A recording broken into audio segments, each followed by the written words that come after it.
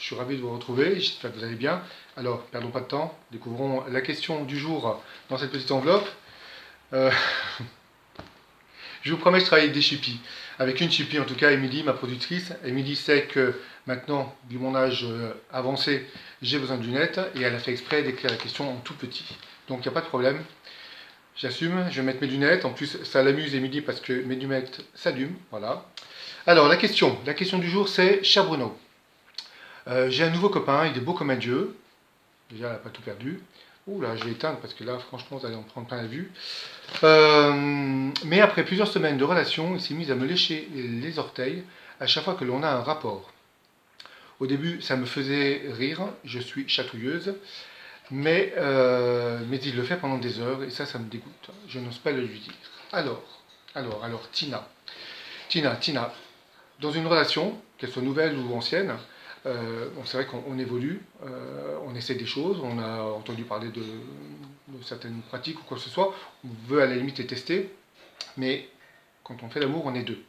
Donc il faut que les deux partenaires soient d'accord. Quand on vous impose quelque chose, si ça vous dégoûte, si ça vous déplaît, il faut le dire tout de suite. Parce que si vous dites rien, la personne croit que vous aimez ça. Et même si c'est pour lui faire plaisir, vous pouvez lui dire à la limite, ouais, c'était sympa, mais c'est pas vraiment mon truc. Enfin, il faut parler. Franchement, de toute façon, dans chaque relation, il faut dialoguer. Le dialogue est la base de la réussite d'un couple.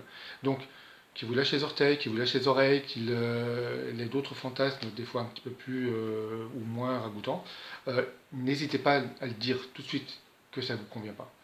Parce que lui, peut-être que ça ne lui convient pas non plus et qu'il le fait pour vous faire plaisir en pensant que ça vous fait plaisir.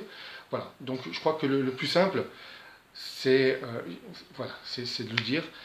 On ne peut pas vous obliger à faire quelque chose parce que là, ça part carrément, le mot est peut-être fort, mais à un viol. Alors ça commence par les orteils, mais ça peut commencer par autre chose.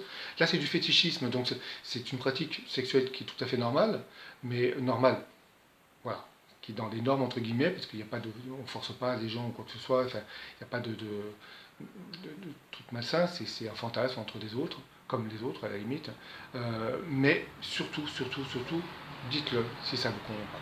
Parce que là, comme je vous ai dit, ça peut s'apparenter à un viol, même si le terme est très fort. Mais voilà, il ne faut pas se forcer à faire quoi que ce soit avec son copain ou avec sa copine.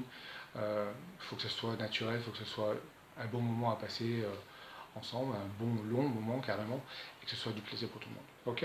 À bientôt. Salut Tina.